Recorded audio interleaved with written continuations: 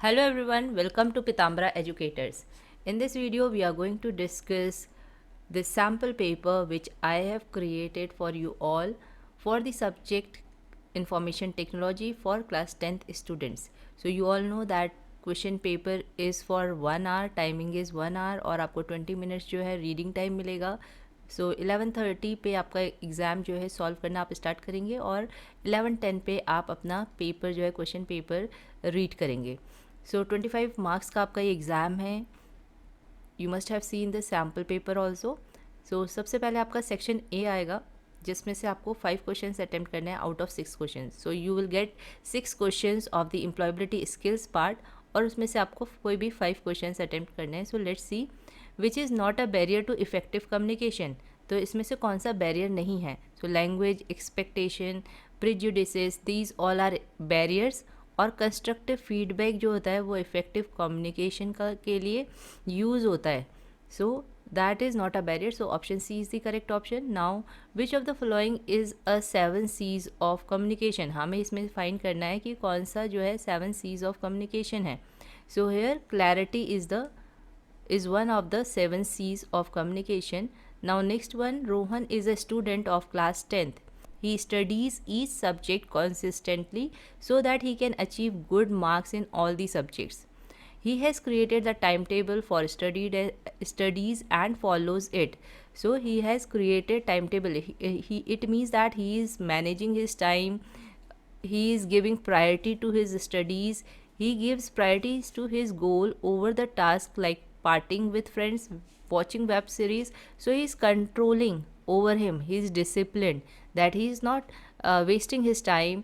He is disciplined to achieve his goal. What is it called? It is called self regulation. When we are disciplined to achieve our goal and we are continuously or consistently working towards our goal. Now fourth question, discord among family members. It means arguments. Peer pressure means अपने जो आसपास जो भी friends हैं उनका pressure for doing things which children would generally avoid. Maintaining balance in relationship among friends. Status show off may lead to dash stress at times. So when you are having argument with your family members and you are having peer pressure means your friends pressure for doing some work. So ये क्या है, ये पूरे society है, family members, friends, relations with your friends, these all make social or society. So it is a kind of social stress. Next is Dash is an operating system designed for personal computers. It is a free and open source software. So which of the operating system is a free and open source software? It is Linux. So don't think that Mozilla Firefox is also a free and open source software. We are talking about operating system. However, it is a web browser. So that's why Linux is the correct answer. Next is which of the following is a function of an operating system? It manages computer memory, it manages all device, it allows you to create, copy, move and delete files. So it perform all these functions. So answer is all of the above. तो आपको इसमें से सिर्फ 5 attempt करने हैं. You have to leave one. Okay तो आपने OMR sheet देखी होगी कि OMR शीट में आपको क्या करना है. You will be given 4 the circles जिसमें आपका ABCD ऊपर से लिखा होगा. उसके बाद एक रिस्पॉन्स बॉक्स है. So if like answer is D, so you will quickly fill D and you will write here D at the end. जब आपका पेपर पूरा फिनिश होगा तो लास्ट के 15 मिनट्स आपको रखने हैं जिसमें आप ये लास्ट में सारे बॉक्सेस में रिस्पॉन्स फिल करेंगे. This is very important to fill the response.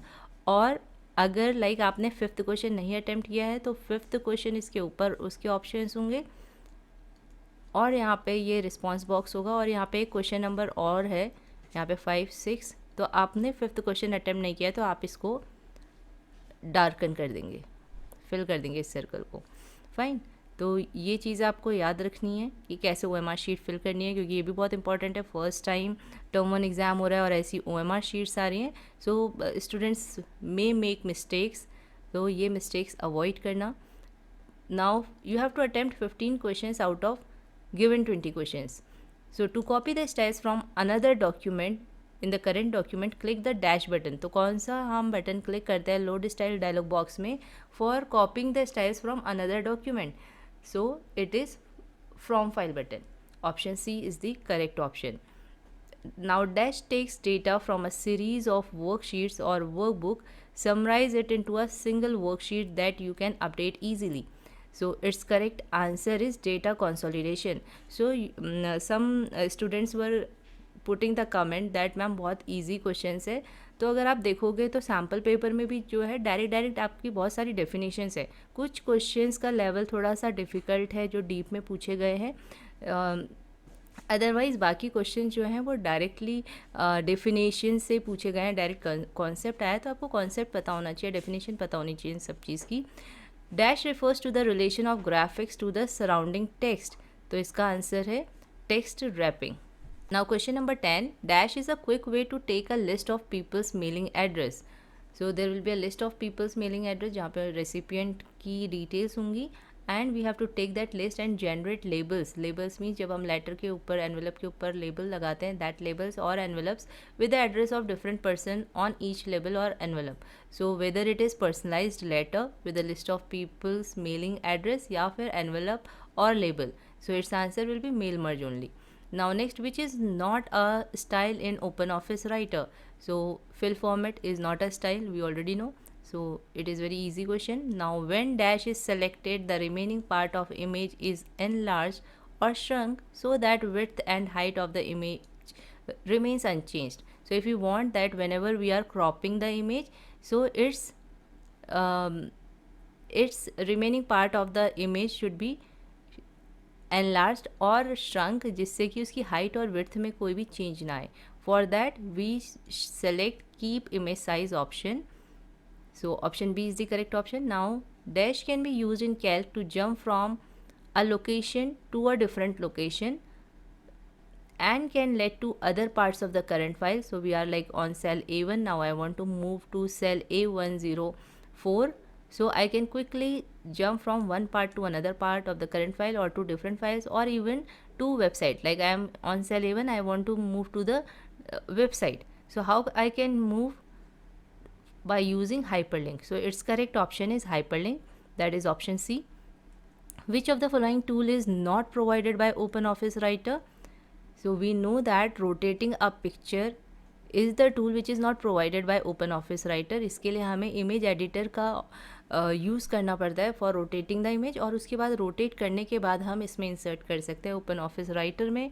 Like resize तो हम कर सकते हैं, we can insert image and then we can resize, but we cannot rotate any image which is inserted in the OpenOffice Writer. Next is dash is a saved sequence of commands or keystrokes that are stored for later use. तो ये वाली जो ऐसी definition है ये तो आपको directly learn होना चाहिए कि ये डेफिनेशन किस टर्म की है. So what are saved sequence of commands which are used for later use? That are macros. Dash is specifically designed to minimize or maximize the result according to the set of rules that you define. So which of the following is used to maximize or minimize the result? We already know that it is the solver which is used to minimize or maximize the result according to a set of rules that we define. Now to protect the table of content from being changed accidentally, अगर हम table of content को change होने से बचाना चाहते हैं कि उसमें कोई चेंजेस ना करे user, so what we have to do? Which check box, on which check box we have to click? It is protected against manual changes. Next, in subtotal we can select up to dash group of arrays. So its answer is 3 group of arrays we can create in we can select in subtotal. So see, these two questions are, if you have read these units thoroughly, then only you will be able to answer such questions. Otherwise you may not be able to answer. तो वैसे भी choice तो आनी है. देखो अगर ऐसे कुछ क्वेश्चंस आते हैं तो चॉइस है आपके पास, आप 5 क्वेश्चंस लीव कर सकते हैं. तो अगर ऐसे क्वेश्चंस आए हैं और आपको इसमें थोड़ा सा भी डाउट है, सो लीव दिस क्वेश्चंस, इनको नहीं अटैम्प्ट करना है. तो ओबियसली जो अनअटेम्प्टेड वाला सर्कल है उसे फिल कर दीजिएगा.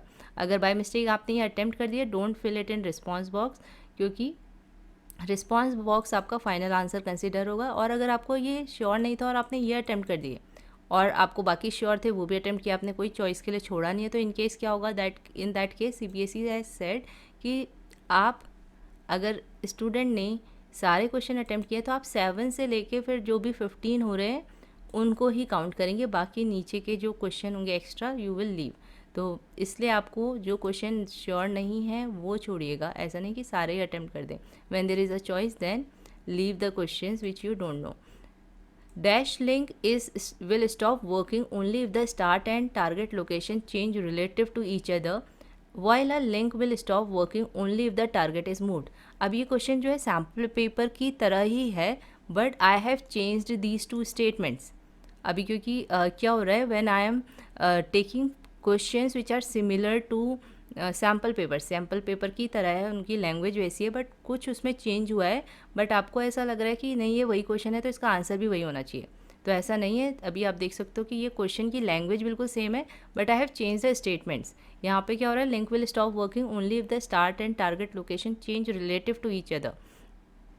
तो इस केस में जो होता है आपका रिलेटिव हाइपरलिंक होता है. While our link will stop working only if the target is move. सिर्फ टारगेट अगर मूव हुआ है तो इस केस में आपका कौन सा होता है, एब्सोल्यूट. तो इसका आंसर कौन सा होगा, option B.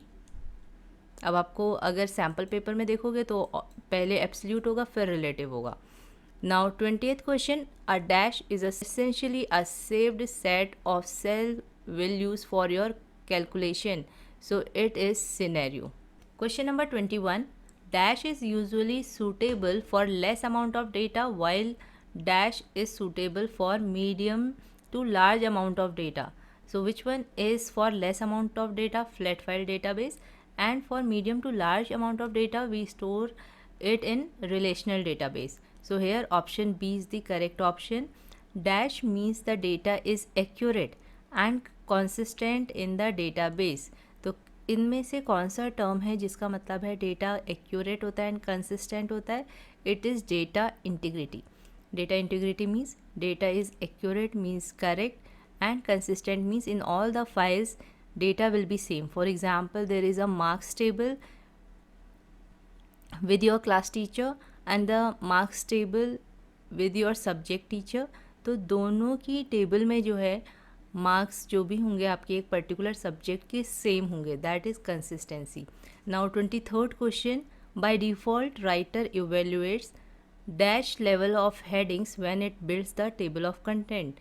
So how many levels of heading it can have? By default 10. By default gallery is docked. तो कहाँ पे आपकी गैलरी होती है by default? When you open the gallery then it is docked dash the writer workspace. So it is docked above the writer workspace.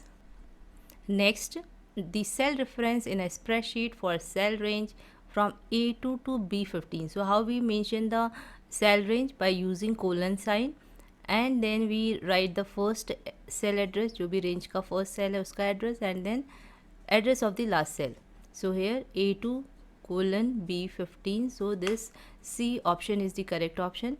Now general format for the reference to another worksheet. So if we are referencing another worksheet in the current worksheet, so how we can do that? For that, what will be the format? What format we have to mention?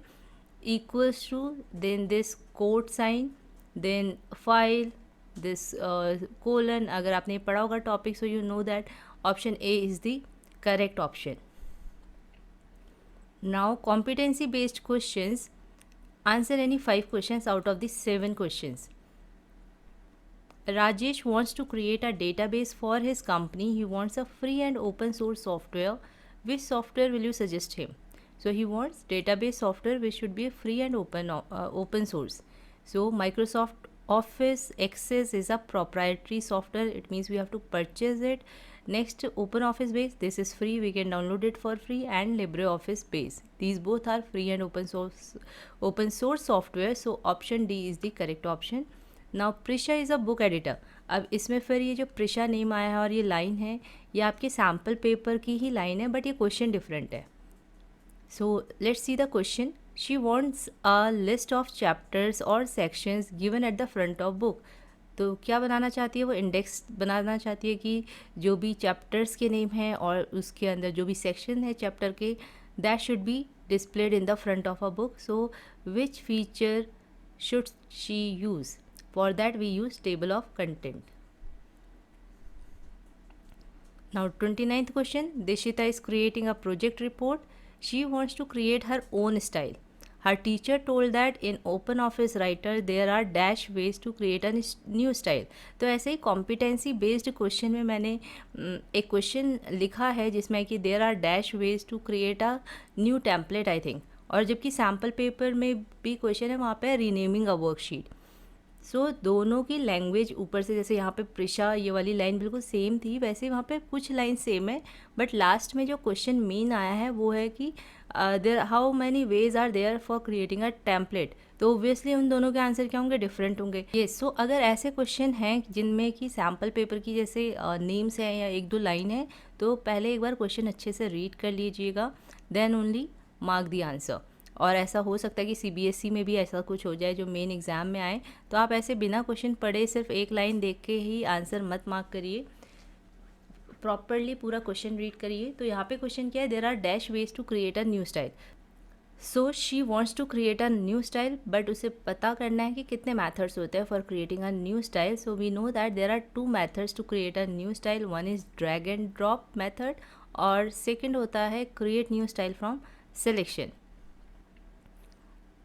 Now 30th question, Meena wants whenever she creates a new document, by default there should be name of the company and its logo. So whenever she is creating a new document, तो जैसी document open हो, there should be company name and company logo. So it will be easy for her to create official letters quickly. तो अगर हमें कुछ चीज़ें पहले से चाहिए, कुछ टेक्स्ट अपने डॉक्यूमेंट में, so we should save it as a template. So here template is the feature which Meena should use. Next, Raj has created a worksheet where he has added all the information of his employee. Again ये जो question है इसकी जो linings हैं, ये कुछ linings जो हैं सैम्पल पेपर से ली हुई है, but please read it till the last.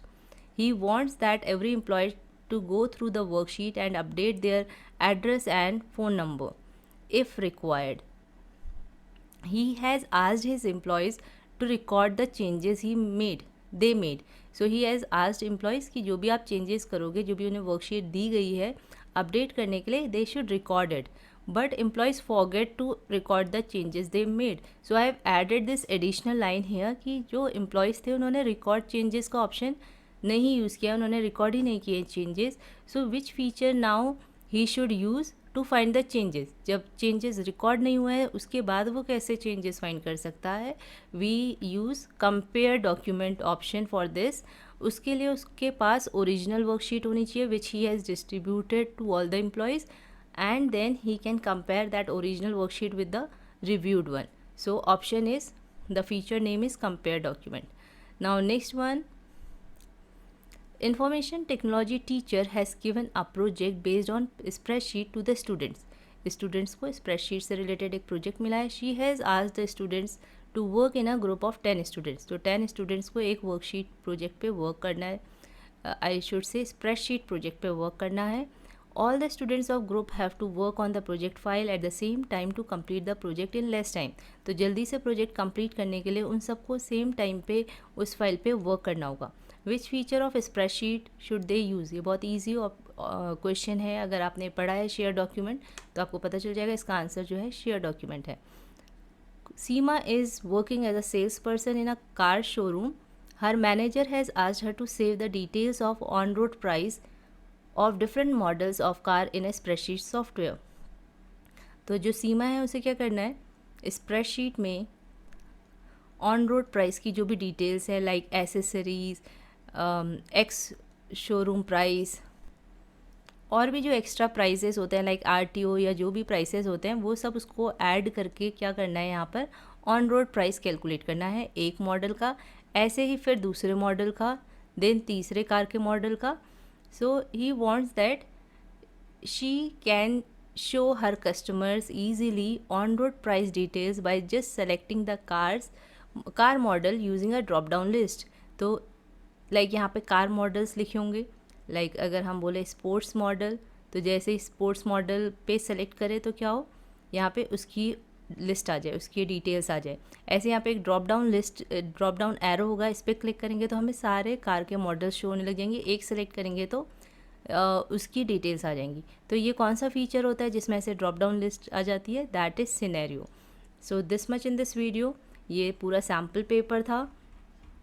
So I hope कि आप इसमें से जितने भी क्वेश्चंस आपको अटेम्प्ट करने हैं, लाइक 5 इसमें करने हैं, 15 इसमें करने हैं और लास्ट में आपके 5 करने हैं। तो आई होप कि आप लोगों ने इन्हें सही सही अटेम्प्ट किया होगा। तो keep on revising the topics. I know कि कल ही आपका एग्ज़ाम है, so I wish you good luck for tomorrow's exam. और पैनिक नहीं करना है, आराम से क्वेश्चन सॉल्व करना है। बोर्ड एग्ज़ाम का जो पेपर आता है वो बहुत टफ़ नहीं आते हैं, ईजी आते हैं, तो डरने की ज़रूरत नहीं है। फॉर एग्ज़ाम्पल बहुत सारे स्टूडेंट्स ऐसे कह रहे हैं कि आई एम फीलिंग नर्वस, तो नर्वस नहीं होना है आपको। बस ये कंसेप्ट समझ में आने चाहिए कि सॉल्वर क्या होता है, गोल सीक क्या होता है, टेक्स्ट रैपिंग क्या है, फिल फॉर्मेट क्या है। Then you will be able to solve these questions easily. बहुत डिफ़िकल्ट क्वेश्चन नहीं है, अगर आपको ये कंसेप्ट पता है तो आप इजीली टिक कर लेंगे। कोई असर्शन रीजनिंग वाले क्वेश्चन नहीं है, कुछ सॉल्व नहीं करना है, मोस्टली ये सब थ्योरी बेस्ड क्वेश्चंस हैं। So I wish you good luck and thank you for watching this video.